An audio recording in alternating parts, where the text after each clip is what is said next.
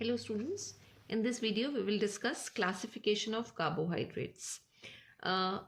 Again classification का जो हम क्राइटेरिया लेंगे कार्बोहाइड्रेट्स को क्लासिफाई करने के लिए वो ये कि जब उनकी हाइड्रोलिसिस करी जाएगी, किसी भी कार्बोहाइड्रेट की हाइड्रोलिसिस करी जाएगी तो वो कितनी यूनिट प्रोड्यूस करता है और वो हाइड्रोलिसिस उसकी होगी या नहीं. हाइड्रोलिसिस मीन्स व्हाट कि वाटर की हेल्प से हम एक कार्बोहाइड्रेट के मॉलिक्यूल को ब्रेक डाउन करेंगे तो ब्रेक डाउन हो रहा है या नहीं, यानी वो हाइड्रोलाइजेबल है या नहीं, इसके बेसिस पे हम उसको क्लासिफाई करते हैं. और जब हम इस बेसिस पे कार्बोहाइड्रेट को क्लासिफाई करते हैं तो हमारे पास जो पहली कैटेगरी आती है वो है मोनोसेक्राइड्स. मोनोसेक्राइड्स. अब मोनोसेक्राइड में दो वर्ड हैं. मोनो मीन्स सिंगल और सेक्राइड्स की जब हम बात करते हैं तो सेक्राइड्स मीन्स शुगर्स. सबसे सिंपलेस्ट शुगर से कहलाती है हमारी मोनोसेक्राइड्स. सिंगल यूनिट होती है कार्बोहाइड्रेट की और this can not be broken down further into lower sugars on hydrolysis. यानी सबसे सिंपल यूनिट है, सिंपलेस्ट यूनिट. इसकी फर्दर हाइड्रोलिसिस पॉसिबल नहीं है, सिंपलेस्ट यूनिट है. ठीक है. और इसमें जब हम एग्जाम्पल की बात करेंगे तो जो सबसे इंपॉर्टेंट मेंबर इस ग्रुप का आता है वो है glucose. Glucose crystalline in nature होता है, इजीली डिसॉल्व हो जाता है वाटर में और स्वीट इन टेस्ट होता है. जितने भी मोनोसेक्राइड्स हैं, हम जब उनकी बात करते हैं कि उसमें कितने कार्बन एटम प्रेजेंट होंगे तो मोनोसेक्राइड्स में 3 to 9 कार्बन एटम्स हो सकते हैं. 3 to 9 carbon atoms are present. Carbon atoms are present, right? और फॉर एग्जाम्पल हम बात करें तो ग्लूकोज जिसमें 6 कार्बन होते हैं, C6H12O6 ग्लूकोज का फॉर्मूला होता है. फ्रक्टोज भी एक मोनोसेक्राइड है. तो ये पहली कैटेगरी है मोनोसेक्राइड्स की. सेकेंड ग्रुप या सेकेंड कैटेगरी कार्बोहाइड्रेट्स की है ओलिगोसेक्राइड्स. अब ये जो ओलिगोसेक्राइड्स हैं, अगर हम इनकी हाइड्रोलिसिस करेंगे तो हमें 2 से लेके 10 2 to 10 मॉलिक्यूल्स ऑफ मोनोसेक्राइड्स मिलेंगे या फिर कार्बोहाइड्रेट्स मिलेंगे.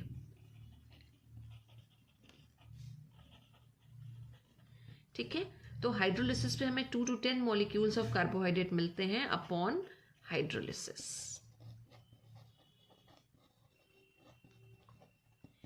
अब कितने यूनिट्स मिल रहे हैं, कितने मॉलिक्यूल्स मिल रहे हैं जब हम हाइड्रोलिसिस कर रहे हैं, उसके बेसिस पे हम ओलिगोसेक्राइड्स को फर्दर क्लासिफाई करते हैं. सिर्फ अगर हमें 2 यूनिट्स मिल रहे हो, यानी कोई ऐसी शुगर हमारे पास है जो 2 मोनोसेक्राइड से मिलकर बनी हुई हो, तो हम उसको बोलते हैं डाइसेक्राइड. इसी तरह से अगर 3 यूनिट से बनी होंगी तो ट्राई, टेट्रा, पेंटा, इस तरह से सारे के सारे नाम आते हैं. तो जो सेकेंड ग्रुप हमारे पास है ओलिगोसेक्राइड्स का, इसको हम फर्दर क्लासिफाई कर सकते हैं. फर्दर क्लासिफिकेशन में अगर हम बात करें तो सबसे पहले हमारे पास आ गए डायसेक्राइड्स. डायसेक्राइड्स. अब डायसेक्राइड नाम से ही पता चल रहा है कि हाइड्रोलिसिस पे कितनी यूनिट मिलेंगी. Die means 2. 2 यूनिट मिलनी चाहिए, 2 मोनोसेक्राइड्स मिलने चाहिए. डायसेक्राइड का जनरल फॉर्मूला होता है C12H22O11. राइट. अब हम इनकी हाइड्रोलिसिस करें, इसके लिए हमें एक एग्जाम्पल लेना पड़ेगा और जो सबसे सिंपलेस्ट डायसेक्राइड है या कॉमन डायसेक्राइड है वो है सुक्रोज.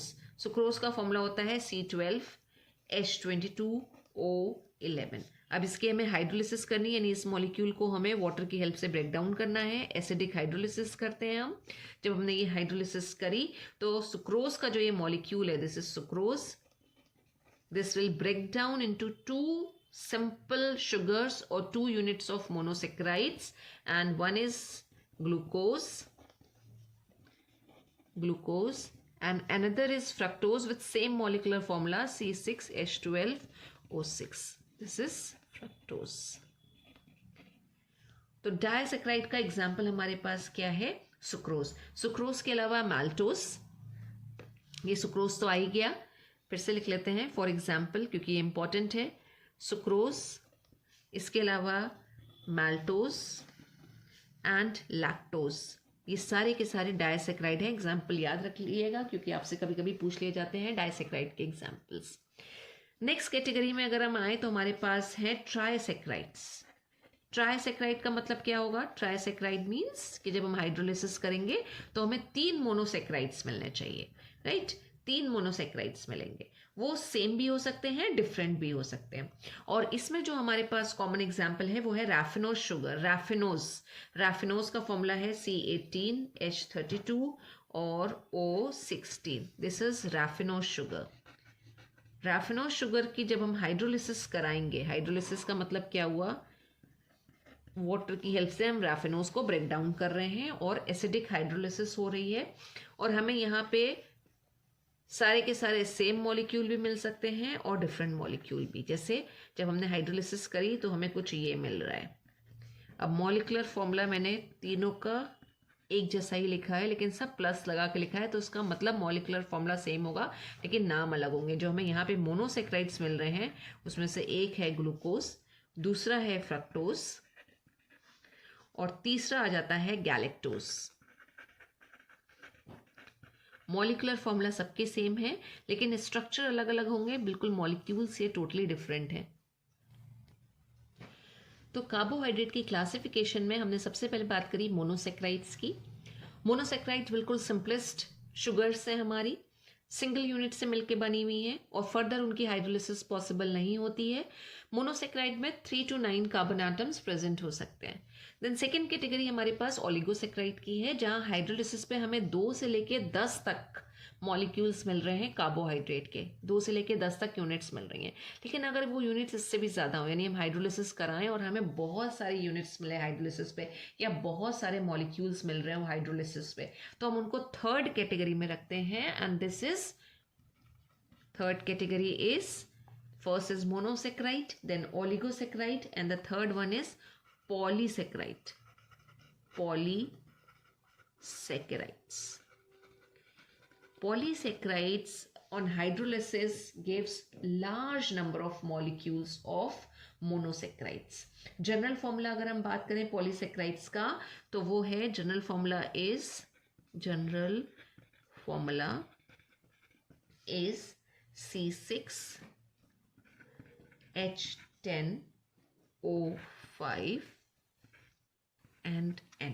और यहाँ पे जो N है, दिस N कैन बी 100 से लेके 3000 तक हो सकता है।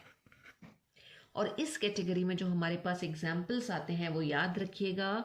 एग्जाम्पल्स क्या क्या हैं वही इंपॉर्टेंट है। स्टार्च एक पॉलीसेक्राइड है, सेल्यूलोज एक पॉलीसेक्राइड है, इन्युलिन भी एक पॉलीसेक्राइड है, और इसके अलावा ग्लाइकोजन, ये आपको एग्जाम्पल्स याद रखने हैं। और ये सारे के सारे जो हैं वो स्वीट इन टेस्ट नहीं होते हैं, they are non sugars. Basically sugars मतलब जिसमें मिठास हो, जिसमें स्वीटनेस हो। और ये सारे के सारे जो पॉलीसेक्राइड्स हैं, ये सारे के सारे हमारे जो होते हैं वो नॉन शुगर्स होते हैं। पॉलीसेक्राइड्स की और हम अगर प्रॉपर्टीज की बात करें तो ये कलरलेस होते हैं, अमॉर्फस सॉलिड होते हैं, राइट। और कोई भी इनफैक्ट टेस्ट नहीं होता है इसके अंदर, इनसॉल्युबल इन कोल्ड वाटर होंगे, और ये हमेशा क्या करेंगे, लॉन्ग चेन पॉलीमर्स का फॉर्मेशन करते हैं। यानी इनके स्ट्रक्चर में हमेशा हमें लॉन्ग चेन देखने को मिलेगी, long chain of polymers of monosaccharides. और ये चेन जो है वो लीनियर भी हो सकती है, ब्रांच्ड भी हो सकती है। तो पॉलीसेक्राइड हमेशा हमें हाइड्रोलिसिस पे ढेर सारी यूनिट या ढेर सारे मोनोसेक्राइड्स देते हैं।